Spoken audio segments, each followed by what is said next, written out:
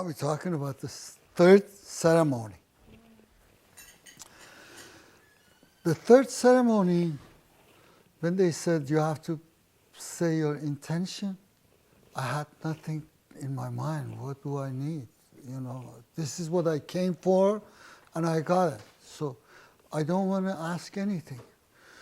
But I said, maybe, okay, I'm going to say, Mother Ayahuasca, I like to see you because everybody says you're glamorous, and I want to see you. So that's my intention. That's all. So I drank. When I drank, 15 minutes later, Mother Ayahuasca says, come on in. Mother, yes? شما همون کنار بودین نه توی اون To Maloka. To Maloka. I'm sitting in Maloka. Mother Ayahuasca says, why do you want to see me? But since you ask, here's my picture. Just like a 2-inch by 3-inch picture with the frame, the picture is there. And she is inside the picture. The shapes, I have seen Mother Ayahuasca, other explains. It's blue, glamorous, and so on. She says, since you ask, this is my picture. But what you need to see really is this. And then on the right side, the picture, just like those frame, start to come in.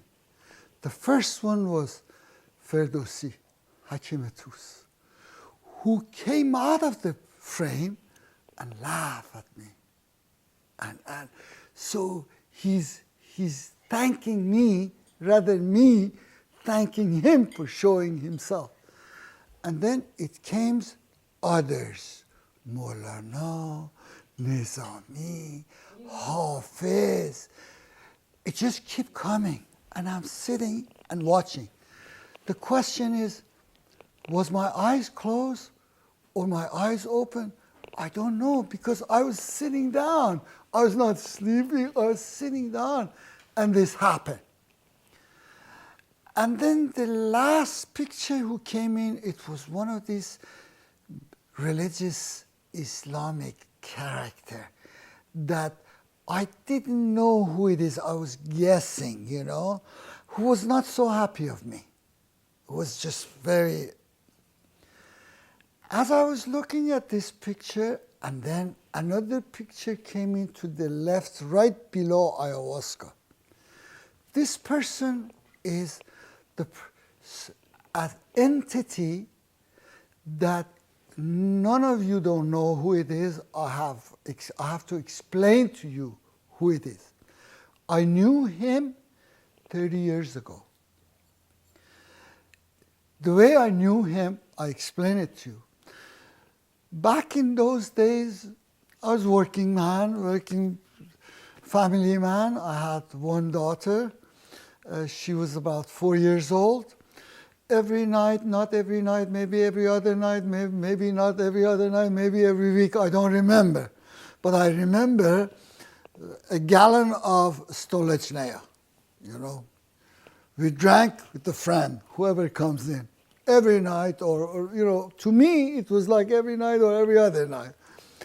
And my wife always, you see her cooking, you know, she always prepare, and especially the munches that you drink, you eat with your drink, you know, everything was there. And whoever comes in, we had good times. And some nights we read Shahnameh, some nights we read other poetry, some nights we just joke. And this was the same as other nights, we were having good time. But don't forget, daytime, we all work hard.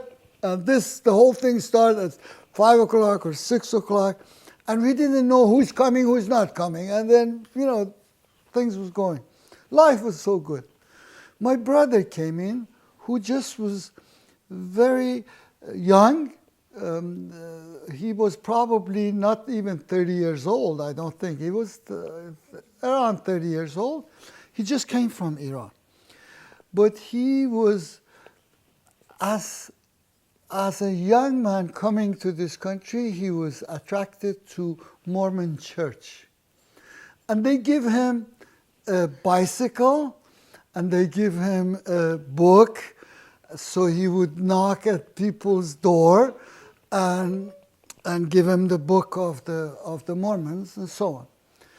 And he come in, and my style is not, if I want to make, if I want to tell him something, I don't tell him, hey, what are you doing? What is this? At that time, this didn't make sense to me, because he was not this in the same level of education as I was. It's not that I'm saying I was a highly educated. This is not the point I'm trying to say. He is my teacher, okay? But I'm saying I read a lot, at that time I read the Bible 2 times, I read Quran, I read other things, history book, so many things, any junk I could find, I read, it's just, that was me. So knowledge-wise, or information-wise, I was way above him. Instead of telling him what you do wrong, I targeted Jesus Christ himself. I told him, look, I said so many things that I don't want to say it on anybody's, because what happened afterwards.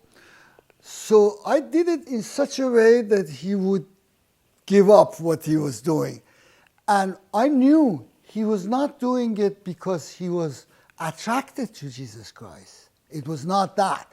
He was just doing it, I don't know, just maybe they had good-looking girls in their church, or maybe he was looking to improve his English, or maybe he was looking for his social things. But the point was, he got very disappointed, but he didn't continue that anymore, right? So the night was gone, finished. I slept. At the middle of the night, this character, as I saw it, the picture, Ayahuasca brought, same character, with the same look. That was 30 years ago. Came right there, and I look at him, I know him. Because at that time, at that night, he started waking me up and talking to me. My bed is here, he's on the top of the door, and he's telling me, he's showing me one other person who was my friend, who was a miserable guy. And no matter what he does, it was down the drain. Whatever he do, it's just bad. The life, money-wise, was not good to him. Socially was not good to him. Mentally was not good to him. And I was helping him as a person that I need to help. We all know we have to help one another. And they said, you see this miserableness that he has? And I could see him all. He says, we could make you 100 times worse than this guy. But if you promise you don't say anything, you don't do anything to other religion, for the rest of your life, you have no problem, money-wise, social-wise, anything. I said, I zip up. I zip up. So the minute I said I zip up, he disappeared. He left. The minute he left, it's 2 a.m. My wife, my daughter came into the room, 4-year-old girl, and she's crying. She says, Daddy, I'm scared. I said, come on in, come in and sleep with us. She normally doesn't sleep with us, so she came in and slept with us. I'm sweating. This is the character I know.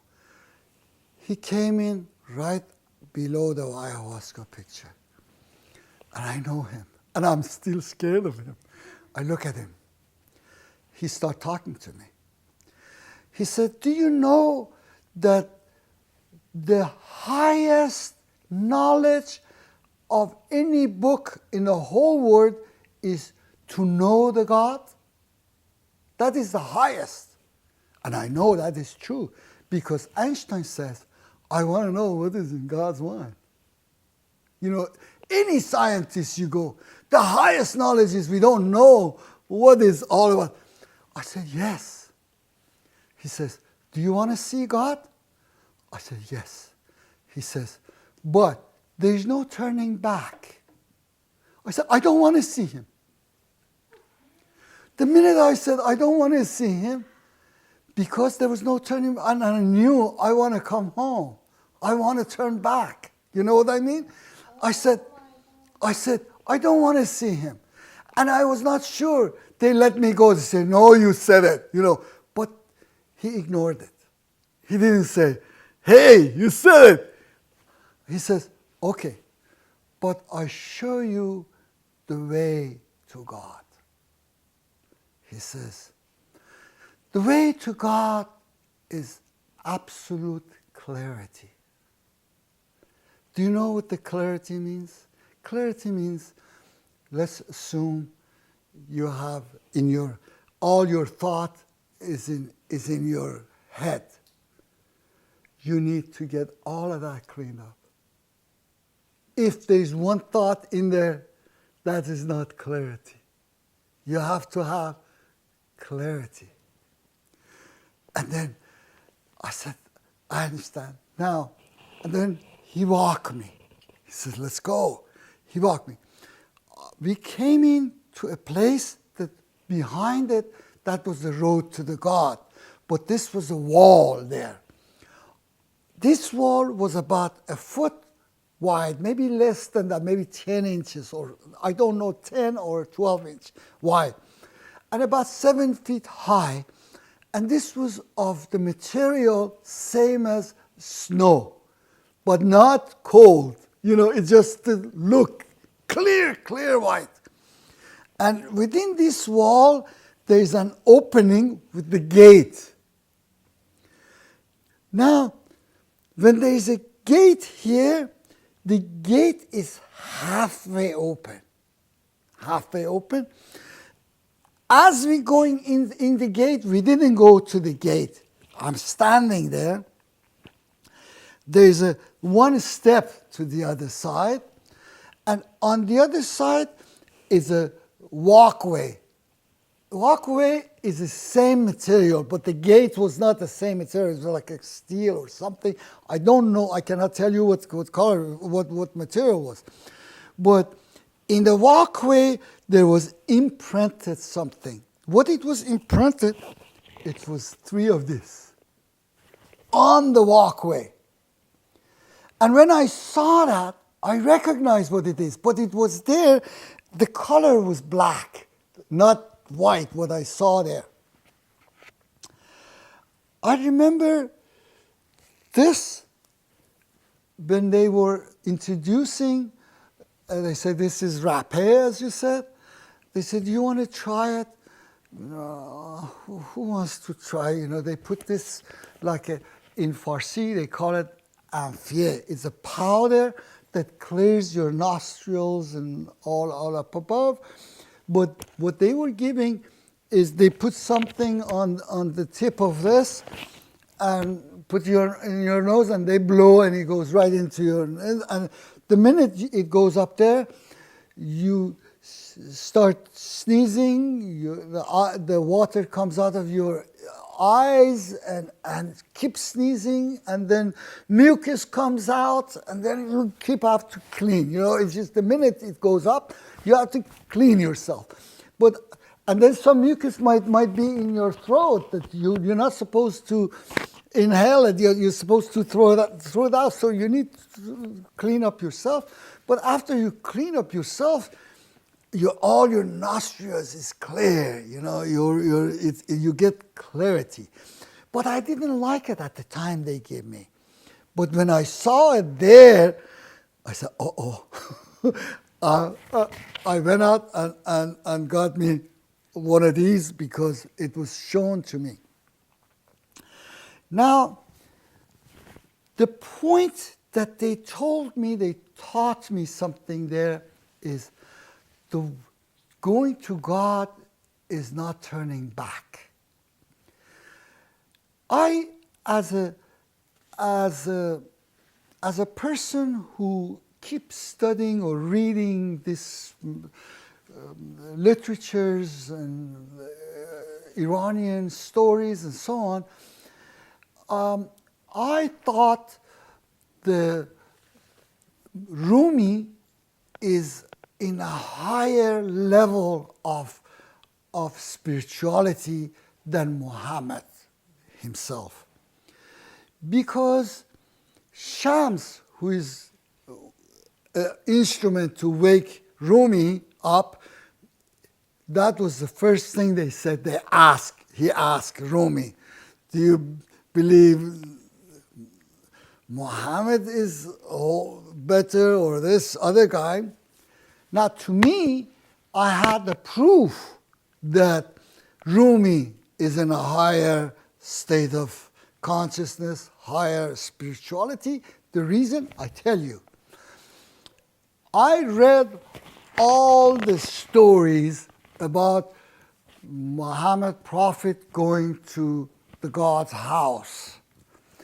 In all of those stories, Nizami, who is the very, really what they call it, Hakim, who's the biggest philosopher in this thing, he wrote 12 of the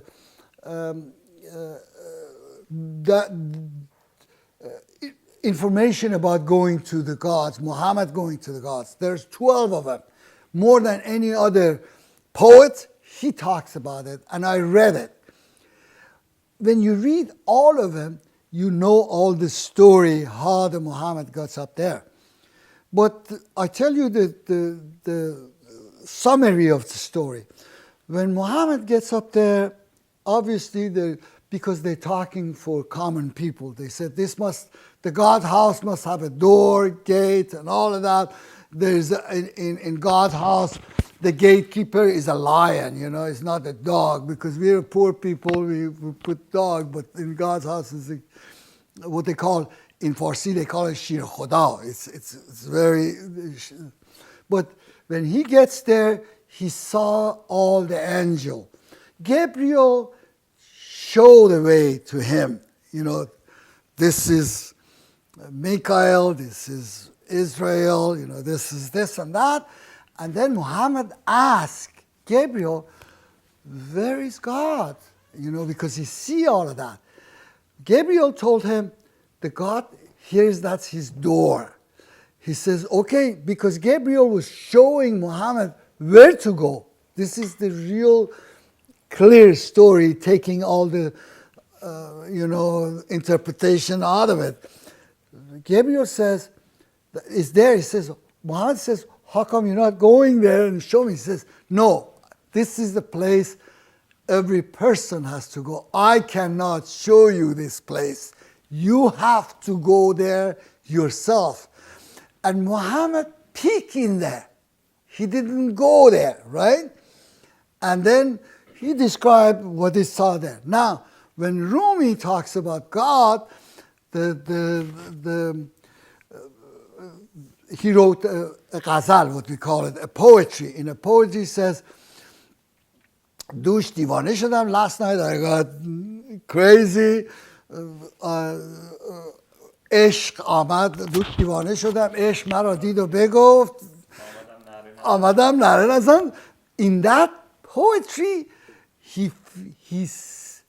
I was citing because he asked Ishq, is this God? Because is this angel or is that human? What is this? He's talking about the quality of the God that Rumi is feeling, right?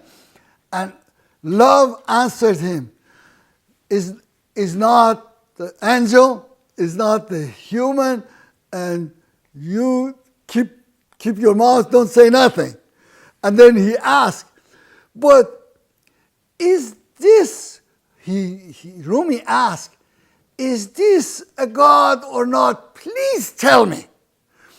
And love told him, yes, it is God, but don't say anything. So I was making this as a document to say, he saw God.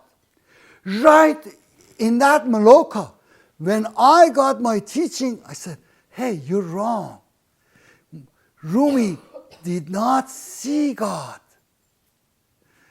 The gentleman up there, he was telling me, do you want to see God? And I said, once he says, is one way, I said, no. And I look, Rumi did not see, he feel God. So it's not that anybody see God can. So the only way to see God is one-way ticket. It's not two-way ticket. So I got clarity right there because I talked to so many scientists, literature professors, and so on. As a matter of fact, last night a gentleman friend of mine says, I like the clip you sent from Jason Giorgiani.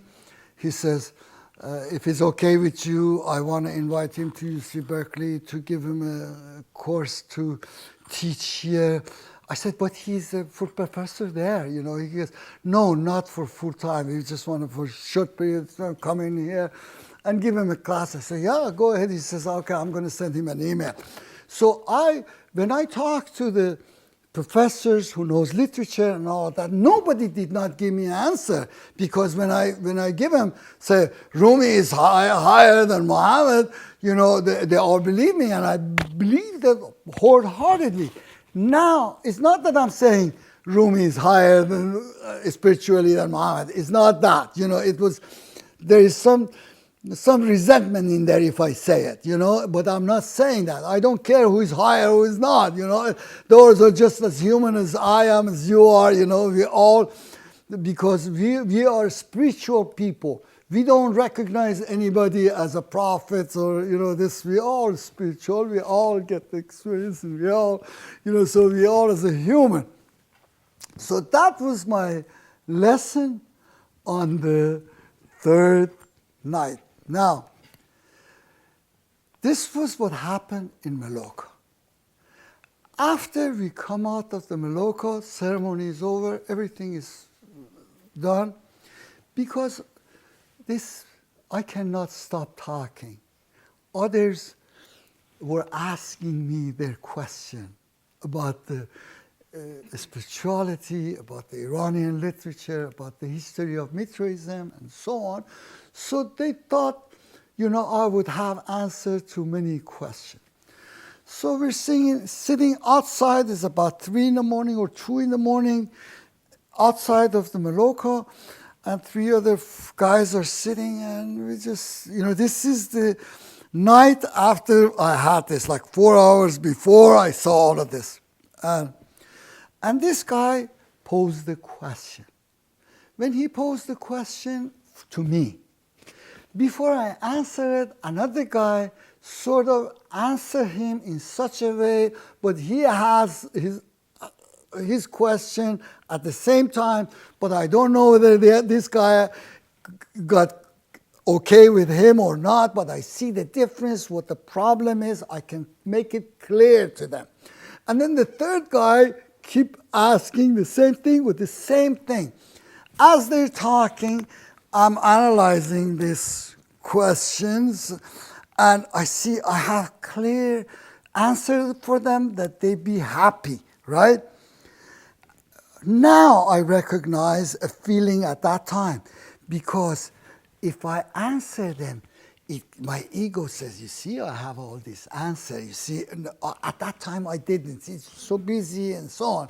Now I recognize it, but not at that time. And then it was my time to answer, because I was the source of the question was coming to me. The minute I come to say something, I saw Hafiz. Now this is outside of Maloka. This is not inside the Maloka. And he read to me, مشکل خیش بر پیر مغان بردم دوش. I'm sorry, I'm saying it in Farsi. I'm going to translate in English. مشکل خیش بر پیر مغان بردم دوش، کو به تایید نظر حل معما می کرد. This verses of Hafiz, I read it so many times. Here's the meaning in English. Last night, I took my problem to my master, who resolves everybody's problem by shaking his head. So I got the message. I said, what are you trying to answer? Who are you trying to answer this? These are their perceptions. What am I trying to do? I kept quiet. I said, he is telling me his master solves the problem by shaking head. You trying to answer? Convince this guy? So I look at him and said, I said, thank you. I said, thank you. And then as he was, Hafiz was standing there, I said, and I look at this Morocco, start to come into me. I said, دوش دیدم که ملائک در میخانه زدن گل آدم به سرشتند و به پیمانه زدن. This is what they make human. This is what they make human. He says, last night I saw the angel knocking at the bars. Is that bars or meikhane? Bars. Bars. Where in the bars they were mixing the human clay within the drink of this alcohol or whatever it does. So that Hafiz start to have understanding. So that was the third night.